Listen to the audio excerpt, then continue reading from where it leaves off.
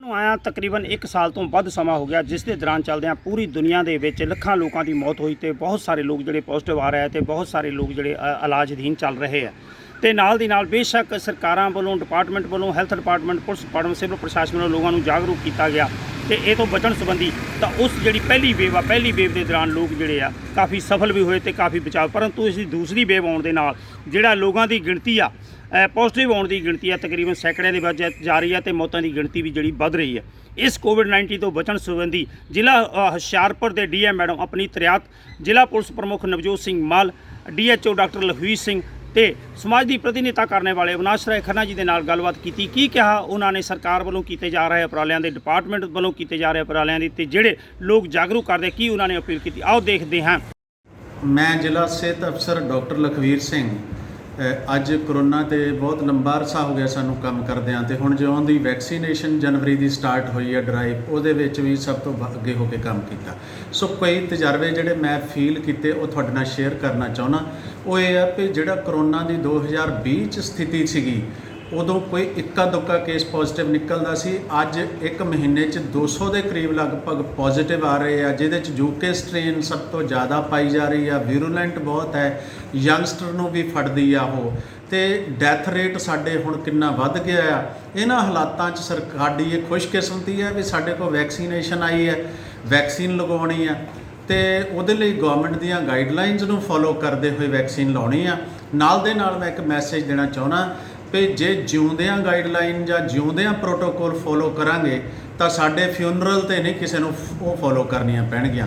ਨਹੀਂ ਤਾਂ ਜੇ ਤੁਸੀਂ ਕਰੋਨਾ ਤੇ ਲੋਕੀ ਸਵਾਲ ਅਕਸਰ ਪੁੱਛਦੇ ਆ ਕਿ ਕਦੋਂ ਕੁ ਤਾਈਂ ਜੀ ਇਹ ਮੁਕਤੀ ਮਿਲੂਗੀ, ਇਹ ਤੋਂ ਨਿਜਾਤ ਪਾਵਾਂਗੇ, ਇਹ ਮੈਂ ਲੋਕਾਂ ਨੂੰ ਕਹਿੰਦਾ ਹੁੰਦਾ ਤੁਹਾਡੇ ਤੇ ਹੈ ਇਹ ਬਾਜੀ ਜਿੱਤਣੀ ਜਾਂ ਹਾਰਨੀ ਕਿੰਨੇ ਚਿਰ 'ਚ, ਇਹਦੇ ਬਾਰੇ ਕੋਈ ਰਿਪੋਰਟ ਨਹੀਂ ਕਰ ਸਕਦਾ। ਨਹੀਂ 2020 'ਚ ਆਪਾਂ ਕਹਿ ਦਿੰਦੇ ਵੀ ਸਾਡੇ ਅੱਜ ਮਾਰਚ ਵਿੱਚ ਇਹ ਹਾਲਾਤ ਹੋਣੇ ਆ, ਕਿਸੇ ਨੂੰ ਨਹੀਂ ਸੀ ਪਤਾ। ਇਹ ਸੈਕੰਡ ਵੇਵ ਆਈ ਆ, ਸੈਂਟਰ ਗਵਰਨਮੈਂਟ ਨੇ ਅਗਾਹ ਕੀਤਾ ਵੀ ਥਰਡ ਵੇਵ ਲਈ ਵੀ ਤਿਆਰ ਰਹਿਣਾ ਚਾਹੀਦਾ। ਜਿਹੜੇ ਵਿਕਸਿਤ ਦੇਸ਼ ਹੈ ਉਹਨਾਂ ਦੇ ਹੱਥ ਖੜੇ ਹੋ ਗਏ ਆ ਇਸ ਥਰਡ ਵੇਵ 'ਚ, ਤੇ ਅਸੀਂ ਤਾਂ ਫਿਰ ਆਪਣੇ ਬਾਰੇ ਵੀ ਸੋਚ ਸਕਦੇ ਹਾਂ। ਸੰਸਾਧਨ ਸਾਰਾ ਕੁਝ ਸਾਨੂੰ ਪਤਾ ਆ। ਸੋ ਮੈਂ ਇਹੀ ਕਹਿਣਾ ਚਾਹੁੰਦਾ ਵੀ ਜੇ ਤੁਹਾਨੂੰ 2 ਮਹੀਨੇ 20 ਬੰਦਿਆਂ ਦਾ ਕਹਿੰਦੀ ਸਰਕਾਰ ਸ਼ਾਦੀ ਤੇ ਰੱਖੋ, ਸੰਸਕਾਰਾਂ ਤੇ ਰੱਖੋ, 2 ਗਜ ਦਾ ਸੋਸ਼ਲ ਡਿਸਟੈਂਸ ਰੱਖੋ, ਸੈਨੀਟਾਈਜ਼ਰ ਵਰਤੋ, ਮਾਸਕ ਜਿਹੜਾ ਲਗਾਤਾਰ ਨਾ ਲਾਓ, ਤੇ ਜੇ ਲੋਕੀ ਇਹਨੂੰ ਆਪਣੀ ਸ਼ਾਨ 'ਚ ਸਮਝਦੇ ਕੋਈ ਰੁਕਾਵਟ ਹੈ ਕੋਈ, ਤਾਂ ਫਿਰ ਕਰੋਨਾ ਜਿਹੜਾ ਆ ਉਹਨੇ ਵੀ ਕੁਛ ਨਹੀਂ ਦੇਖਣਾ, ਉਹ ਵੀ ਬਿਨਾਂ ਵਿਤਕਰੇ ਤੋਂ ਆ ਰਿਹਾ, ਸਾਡੇ ਵੱਲ ਕੋਈ ਭੇਦਭਾਵ ਨਹੀਂ ਉਹ ਕਰ ਰਿਹਾ। ਸੋ ਮੈਂ ਲੋਕਾਂ ਨੂੰ ਇਹ ਕਹਿਣਾ ਚਾਹੁੰਦਾ ਜਿਹੜਾ ਬਜ਼ੁਰਗਾਂ ਦਾ ਸੋਚ ਕੇ ਚੱਲਦੇ ਸੀ ਵੀ ਬਜ਼ੁਰਗ ਨੂੰ ਇਹ ਇਨਫੈਕਟ ਹੋਣਗੇ, ਨਹੀਂ, ਯੰਗਸਟਰ ਵੀ ਬਹੁਤ ਮੋਰਟੈਲਿਟੀ ਬਹੁਤ ਹੋ ਰਹੀ ਆ। ਹੁਣੇ ਹੀ ਮੇਰੇ ਫੋਨ ਕਰਨ ਤੁਹਾਡੇ ਤੋਂ ਪਹਿਲਾਂ ਇੱਕ ਫੋਨ ਆਇਆ ਸੀ ਵੀ ਆਕਸੀਜਨ ਜਿਹੜੀ ਆ 44 ਰਹਿ ਗਈ ਹੈ। ਉਹ ਲੜਕੀ ਨੌਜਵਾਨ ਆ, ਸਿਰਫ 1 ਸਾਲ ਹੋਇਆ ਉਹਦੇ ਹਸਬੈਂਡ ਦੀ ਸ਼ਾਦੀ ਕੀਤੀ, ਔਰ ਉਹ ਮੈਨੂੰ ਕਹਿ ਰਹੀ ਸੀ ਵੀ ਯੂਪੀ ਵਿੱਚ ਮੇਰਾ ਹਸਬੈਂਡ ਬਾਹਰ ਪਿਆ ਆ, ਮੈਂ ਇੱਥੇ ਕੀ ਕਰ ਸਕਦੀ ਹਾਂ। ਉਹ ਕਹਿੰਦੇ ਇਹਨੂੰ ਲੈ ਜਾਓ ਕਿਤੇ, ਆਕਸੀਜਨ ਸਾਡੇ ਕੋਲ ਵੈਂਟੀਲੇਟਰ ਨਹੀਂ ਹੈਗਾ। ਜੇ ਇਹਨਾਂ ਚੀਜ਼ਾਂ ਦਾ ਸਾਡੇ ਸਾਹਮਣੇ ਵਾਪਰ ਰਹੀਆਂ, ਜੇ ਸਾਨੂੰ ਨਹੀਂ ਫਿਰ ਵੀ ਅਸੀਂ ਅਲਰਟ ਹੁੰਨੇ, ਵਿਜੀਲੈਂਟ ਨਹੀਂ ਹੁੰਨੇ, ਫਿਰ ਤੁਸੀਂ ਸੁਪਨਾ ਕਿਵੇਂ ਲੈਂਦੇ ਹੋ ਵੀ ਅਸੀਂ ਇਹ ਤੋਂ ਮੁਕਤੀ ਪਾ ਜਾਵਾਂਗੇ? ਤੁਸੀਂ ਡਰੀਮ ਵੀ ਨਾ ਲਓ ਫਿਰ। ਤੇ ਮੈਂ ਕਹਿੰਦਾ ਵੀ ਜਿਸ ਘਰ 'ਚ ਇੱਕ ਮੌਤ ਹੁੰਦੀ ਨਾ ਕਰੋਨਾ ਨਾਲ, ਉਹਨੂੰ ਪੁੱਛੋ ਕਿਤੇ, ਜੇ ਤੁਹਾਡੇ ਰਿਸ਼ਤੇਦਾਰੀ, ਮੇਰੇ ਤਾਂ ਕਿੰਨੀਆਂ ਹੋ ਗਈਆਂ ਜਿਨ੍ਹਾਂ ਦੇ ਹੁੰਦੀਆਂ, ਉਹਨਾਂ ਦੇ ਹਾਲਾਤ ਪੁੱਛੋ ਜਾ ਕੇ। ਡੈੱਡ ਬੋਡੀ ਜਿਹੜੀ ਸਾਡੇ ਦਿਲ ਦਾ ਟੁਕੜਾ ਹੁੰਦਾ, ਜਿਹੜਾ ਬਜ਼ੁਰਗ ਜਾਂ ਜਿਹੜੇ ਸਾਡੇ ਸਿਰ ਦੇ ਤਾਜ ਹੁੰਦੇ ਆ, ਉਹਨਾਂ ਨੂੰ ਜ਼ਮੀਨ ਤੇ ਡੈੱਡ ਬੋਡੀ ਪਈ ਰਹਿੰਦੀ ਆ, ਉਹਨਾਂ ਦੀ ਫੇਸ ਦੇਖਣ ਨੂੰ ਵੀ ਕੋਵਿਡ ਕਰੋਨਾ ਕਿੱਟ ਪਾ ਕੇ ਨੇੜੇ ਜਾਂਦੇ ਆ। ਜੇ ਬਚਣਾ ਹੈ ਨਾ ਇਹ ਹਾਲਾਤਾਂ ਨੂੰ, ਅਸੀਂ ਤਾਂ ਇਹ ਬੰਦੇ ਇਹੋ ਜਿਹੇ ਆ ਜਿੰਨਾ ਚਿਰ ਸਾਡੇ ਘਰ ਨਾ ਅੱਗ ਲੱਗੇ, ਸਾਡੇ ਘਰ ਨਾ ਪਹੁੰਚੇ, ਤਾਂ ਗੁਆਂਢ ਮੁਹੱਲਾ ਭਾਵੇਂ ਸਾਰਾ ਸੜ ਕੇ ਸੁਆਹ ਹੋ ਜਾਏ, ਸਾਨੂੰ ਕੋਈ ਫਰਕ ਨਹੀਂ ਪੈਂਦਾ। ਇਹ ਮਾਨਸਿਕਤਾ ਖਰੀ ਨਹੀਂ ਹੈਗੀ। ਕਰੋਨਾ 'ਚ ਜਿਹੜੇ ਬਾਕੀ ਮਰ ਰਹੇ ਆ ਉਹਨਾਂ ਨੂੰ ਪ੍ਰਜ਼ਿਊਮ ਕਰੀਏ, ਉਹਨਾਂ ਨੂੰ ਅਜ਼ਿਊਮ ਕਰਕੇ ਚੱਲੀਏ ਉਹ ਸਾਡੇ ਘਰ 'ਚ ਵਾਪਰ ਰਹੀ ਆ, ਸਾਡੇ ਨਾਲ ਵਾਪਰ ਰਹੀ ਆ, ਤੇ ਅਸੀਂ ਇੱਦਾਂ ਕਿੱਦਾਂ ਉੱਦਾਂ ਹੀ ਫਿਰਦੇ ਆ, ਪ੍ਰੋਟੈਸਟ ਉੱਦਾਂ ਹੀ ਚੱਲਦੇ ਆ, ਉੱਦਾਂ ਹੀ ਨਾ ਸੋਸ਼ਲ ਡਿਸਟੈਂਸ ਮਰਿਆਂ ਤੇ ਸਿਫਾਰਿਸ਼ ਪਾ ਰਹੇ ਲੋਕੀ ਵੀ ਸ਼ਾਦੀ ਤੇ ਪਲੀਜ਼ ਸਾਡਾ 100 ਬੰਦਾ ਆਉਣਾ। ਪਲੀਜ਼ ਹੱਥ ਜੋੜ ਕੇ ਬੇਨਤੀ ਹੈ ਸਰਕਾਰ ਦੀਆਂ ਗਾਈਡਲਾਈਨ ਜਿਉਂਦਿਆਂ ਫੋਲੋ ਕਰ ਲਈਏ, ਨਹੀਂ ਤਾਂ ਉਹ ਤਿਆਰੀ ਰਹੀਏ, ਨਹੀਂ ਤਾਂ ਸਾਡੇ ਫਿਊਨਰਲ ਤੇ ਫੋਲੋ ਕਰਨੀਆਂ ਪੈਣੀਆਂ। ਸਾਡੇ ਜਿਹੜੇ ਮਗਰ ਕੋਈ ਰਹਿ ਗਏ ਜਾਂ ਤਾਂ ਸਾਨੂੰ ਸਾਡੇ ਬੰਦਿਆਂ ਲਈ ਫੇਸ ਕਰਨੀਆਂ ਪੈਣੀਆਂ।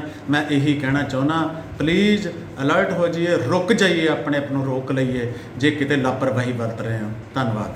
ਤੋਂ ਜਿਹੜੀ ਮਹਾਮਾਰੀ ਇੱਕ ਸਾਹਮਣੇ ਆਈ ਹੋਈ ਹੈ, ਕਾਫੀ ਡਾਕਟਰ ਵੀ ਸਾਰੇ ਲੜ ਰਹੇ ਨੇ, ਲੜ ਰਹੀ ਹੈ, ਸਾਰੇ ਇਕੱਠੇ ਹੋ ਕੇ ਇਸ ਬਿਮਾਰੀ ਨਾਲ ਫਾਈਟ ਕਰ ਰਹੇ ਹਾਂ। ਹੁਸ਼ਿਆਰਪੁਰ ਪੁਲਿਸ ਵੱਲੋਂ ਵੀ ਇਹਦੇ ਜੋ ਵੀ ਸਰਕਾਰ ਦੀਆਂ ਹਦਾਇਤਾਂ ਨੇ ਉਹਦੀ ਪਾਲਣਾ ਕੀਤੀ ਜਾ ਰਹੀ ਹੈ। ਤੁਹਾਨੂੰ ਤੁਸੀਂ ਜਾਣਦੇ ਹੋਵੋਗੇ ਸ਼ਨੀਵਾਰ ਤੇ ਐਤਵਾਰ ਕਰਫਿਊ ਹੁੰਦਾ ਹੈਗਾ। ਜਿਹੜੀ ਅਸੈਂਸ਼ੀਅਲ ਸਰਵਿਸ ਸਿਰਫ ਉਹੀ ਚੱਲ ਸਕਦੀਆਂ, ਹੋਰ ਕੋਈ ਨਹੀਂ ਮੂਵ ਕਰ ਸਕਦਾ। ਕਾਰ ਵਿੱਚ ਵੀ 2 ਬੰਦੇ ਬਹਿ ਸਕਦੇ ਆ, ਮੋਟਰਸਾਈਕਲ 'ਤੇ ਵੀ ਸਿਰਫ ਇੱਕ ਬੰਦਾ ਬਹਿ ਸਕਦਾ, ਫੈਮਿਲੀ ਮੈਂਬਰ 2 ਜਣੇ ਬਹਿ ਸਕਦੇ। ਕਾਰ 'ਚ ਫੈਮਿਲੀ ਮੈਂਬਰਾਂ ਦੇ ਛੂਟ ਆ, ਜੇ ਕੋਈ ਹਸਪਤਾਲ ਜਾ ਰਿਹਾ ਉਹਨਾਂ ਨੂੰ ਛੋਟ ਹੈਗੀ ਆ। ਉਹੀ ਅਸੀਂ ਸਾਰਿਆਂ ਨੂੰ ਅੱਜ ਰੋਕ ਕੇ ਦੱਸ ਵੀ ਰਹੇ ਹਾਂ। ਕਈ ਆਪਣੀ ਮਜਬੂਰੀ ਜ਼ਾਹਰ ਕਰ ਰਹੇ ਆ, ਕਈ ਫਿਰ ਜਿਹੜੇ ਵਾਇਲਟ ਕਰਦੇ ਆ ਉਹਨਾਂ 'ਤੇ ਅਸੀਂ ਕਾਰਵਾਈ ਵੀ ਕਰਦੇ ਹਾਂ। ਬਾਕੀ ਮੇਨ ਇਸ਼ੂ ਦੁਕਾਨਾਂ ਦਾ ਆ ਰਿਹਾ ਸੀਗਾ, ਉਹ ਮੈਂ ਦੱਸਣਾ ਚਾਹਾਂਗਾ। ਹੁਸ਼ਿਆਰਪੁਰ ਵਿੱਚ ਪਿਛਲੇ ਦਿਨ ਹੀ ਸਾਡੇ ਡੀਸੀ ਮੈਮ ਔਰ ਐਸਐਸਪੀ ਸਾਹਿਬ ਨੇ ਸ਼ਹਿਰ ਦੇ ਰਿਸਪੈਕਟੇਬਲ ਜਿਹੜੇ ਬੰਦੇ ਨੇ, ਮਿਨਿਸਟਰ ਸਾਹਿਬ ਸੀਗੇ, ਉਹਦੇ ਨਾਲ ਵੀ ਐਮਸੀ ਵਗੈਰਾ ਸਾਰਿਆਂ ਨੇ, ਸ਼ਾਪਕੀਪਰਸ ਐਸੋਸੀਏਸ਼ਨ ਸੀਗੀਆਂ, ਉਹਨਾਂ ਨਾਲ ਸਲਾਹ ਮਸ਼ਵਰਾ ਕਰਕੇ ਹਰ ਤਰ੍ਹਾਂ ਦੀਆਂ ਦੁਕਾਨਾਂ ਨੂੰ ਖੋਲ੍ਹ ਦਿੱਤਾ ਗਿਆ ਹੈਗਾ। ਔਰ ਮੰਡੇ ਤੋਂ ਉਹ ਸਾਰਾ ਇੰਪਲੀਮੈਂਟ ਉਹਦਾ ਹੋ ਜਾਣਾ ਹੈਗਾ। ਔਰ ਦੁਕਾਨਾਂ ਕੋਈ ਸੀਗੀਆਂ ਜਿਹੜੀਆਂ ਬੰਦ ਸੀਗੀਆਂ, ਉਹਨਾਂ ਨੂੰ ਵੀ ਦਿਨ ਬਣਦੇ ਨੇ। ਇਸ ਕਰਕੇ ਮੇਰੇ ਹਿਸਾਬ ਨਾਲ ਇਹਨਾਂ ਕੋਈ ਮੁਸ਼ਕਲ ਨਹੀਂ ਆਏਗੀ। ਬਾਕੀ ਜਦੋਂ ਇਹੋ ਜਿਹਾ ਸਮਾਂ ਹੁੰਦਾ ਥੋੜ੍ਹਾ ਬਹੁਤਾ ਕਸ਼ਟ ਝੱਲਣਾ ਪੈਂਦਾ ਹੈ। ਇਸ ਕਰਕੇ ਆਪਾਂ ਨੂੰ ਇਹਦੇ ਵਿੱਚ ਹੀ ਫਾਇਦਾ ਵੀ ਆਪਾਂ ਜੋ ਸਰਕਾਰ ਦੀਆਂ ਹਦਾਇਤਾਂ ਨੇ ਉਹਨੂੰ ਆਪਾਂ ਉਹਦੀ ਪਾਲਣਾ ਕਰੀਏ। ਇਹਦੇ ਵਿੱਚ ਵੀ ਸਾਰਿਆਂ ਦਾ ਭਲਾ ਹੈਗਾ। ਕੱਲ ਕਰਫਿਊ ਤੇ ਲੋਕਡਾਊਨ ਗਾਈਡਲਾਈਨਸ ਜਿਹੜੀਆਂ ਹੈਗੀਆਂ ਉਹਨਾਂ ਦੇ ਤਹਿਤ ਨਵੇਂ ਆਰਡਰ ਜ਼ਿਲ੍ਹਾ ਹੁਸ਼ਿਆਰਪੁਰ ਲਈ ਕੱਢੇ ਹੈ।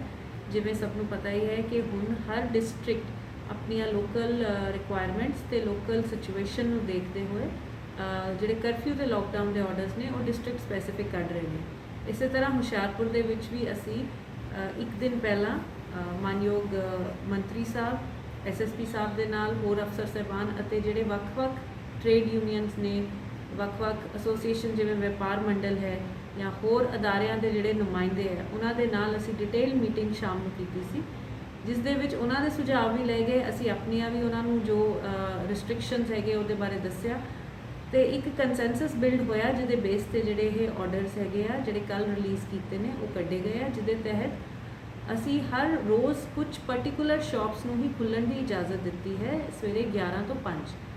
ਕੁਝ ਐਸੀਆਂ ਸ਼ਾਪਸ ਨੇ ਜਿਵੇਂ ਕਿ ਆਪਾਂ ਗਰੋਸਰੀ ਵਗੈਰਾ ਲੈ ਲੈਂਦੇ ਹਾਂ ਜਾਂ ਕੁਝ ਇਲੈਕਟ੍ਰਿਕਸ ਹੈਗੀਆਂ, ਉਹਨਾਂ ਇਲੈਕਟ੍ਰੋਨਿਕਸ ਵਗੈਰਾ ਉਹਨਾਂ ਨੂੰ ਦੀ ਜ਼ਰੂਰਤ ਜੇ ਜ਼ਿਆਦਾ ਹੁੰਦੀ ਹੈ ਤਾਂ ਉਹਨਾਂ ਨੂੰ 2 ਦਿਨ ਦਿੱਤੇ ਗਏ ਨੇ। ਇਸ ਤੋਂ ਇਲਾਵਾ ਮਾਰਨਿੰਗ 5 to 9 ਕੁਝ ਪੈਰੀਸ਼ੇਬਲ ਆਈਟਮਸ ਹੁੰਦੀਆਂ ਨੇ ਜਿਵੇਂ ਸਬਜ਼ੀਆਂ, ਫਰੂਟ, ਮਿਲਕ, ਐਗਸ, ਪੋਲਟਰੀ ਵਗੈਰਾ, ਇਹਨਾਂ ਨੂੰ ਸਵੇਰੇ 5 ਤੋਂ 9 ਜਿਹੜਾ ਖੁੱਲ੍ਹਣ ਦੀ ਇਜਾਜ਼ਤ ਹੈ। ਬਾਕੀ ਦਾ ਸਾਰਾ ਦਿਨ ਇਹ ਬੰਦ ਰਹਿਣਗੇ। ਸੈਟਰਡੇ ਤੇ ਸੰਡੇ ਨੂੰ ਟੋਟਲ ਕਰਫਿਊ ਹੈ, ਮਤਲਬ ਕਿ ਸਿਵਾਏ ਕੈਮਿਸਟ, ਹਸਪੀਟਲਸ, ਇਹਨਾਂ ਤੋਂ ਇਲਾਵਾ ਹੋਰ ਕੋਈ ਦੁਕਾਨਾਂ ਨੂੰ ਖੁੱਲ੍ਹਣ ਦੀ ਇਜਾਜ਼ਤ ਨਹੀਂ ਹੈ।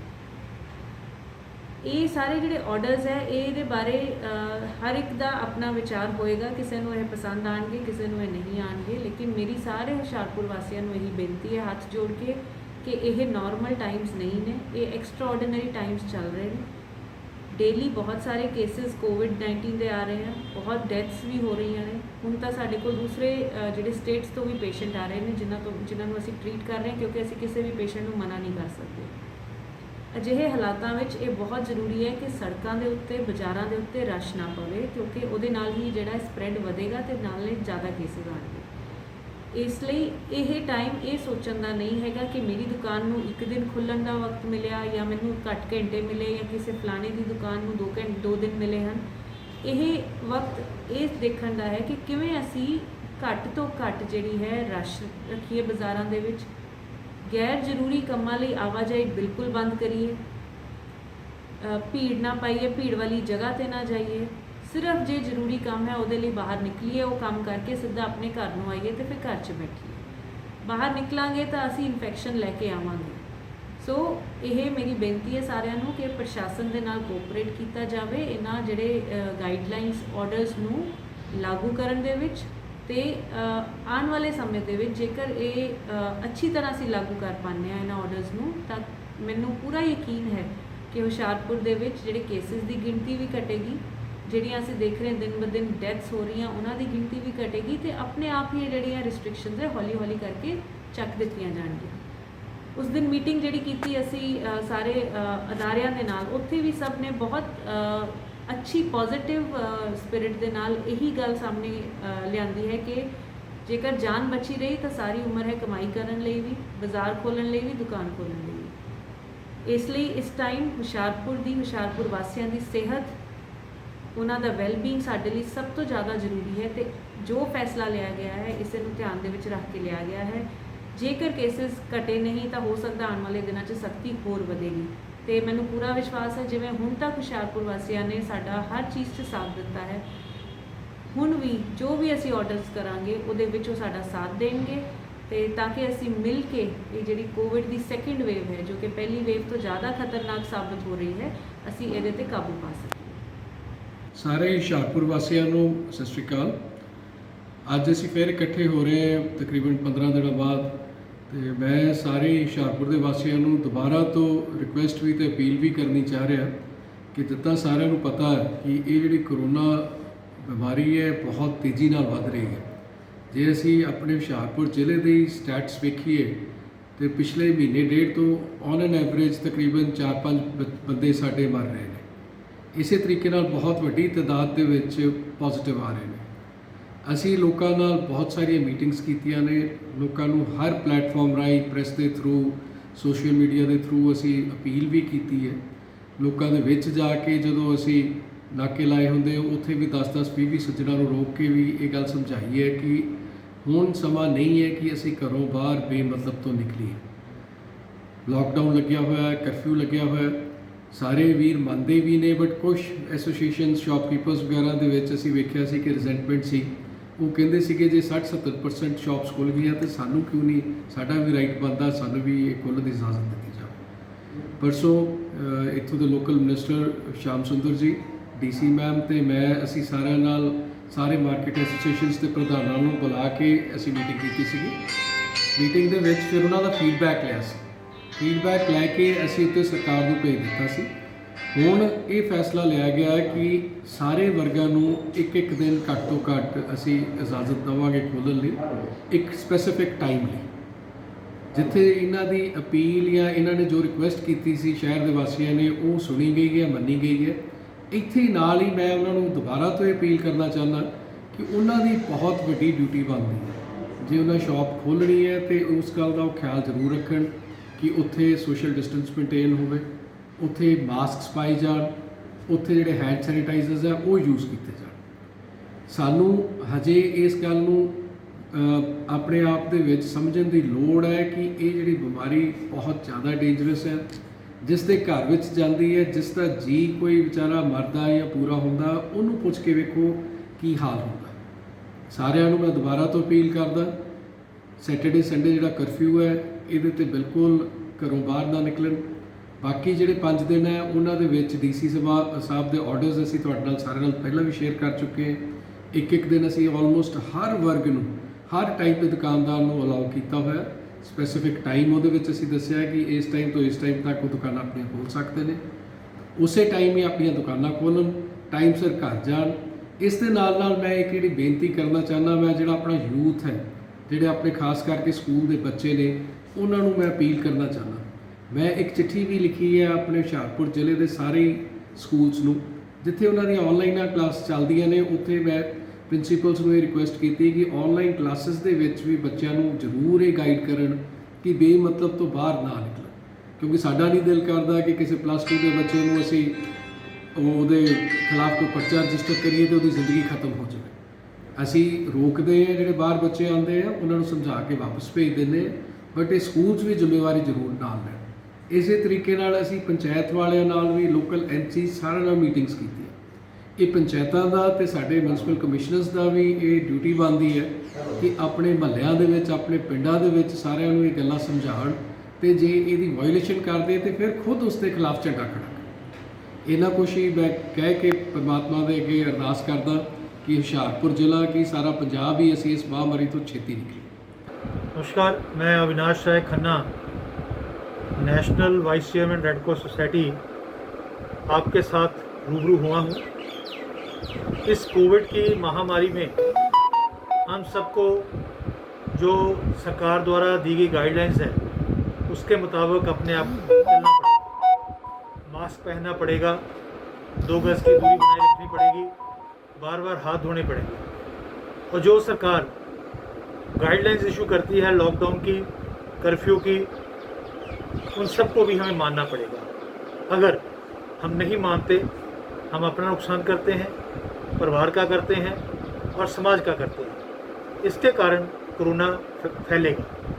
हम कोरोना को फैलाने से बचाएं, उसके लिए आप कोरोना से बचकर ही कोरोना को फैलाने से बचा सकते हैं। आज का महंगा इलाज सबके लिए पॉसिबल नहीं है, तो कृपया स्वस्थ रहिए, सेफ रहिए, अपने आप को भी सेफ रखिए, समाज को भी सेफ रखिए।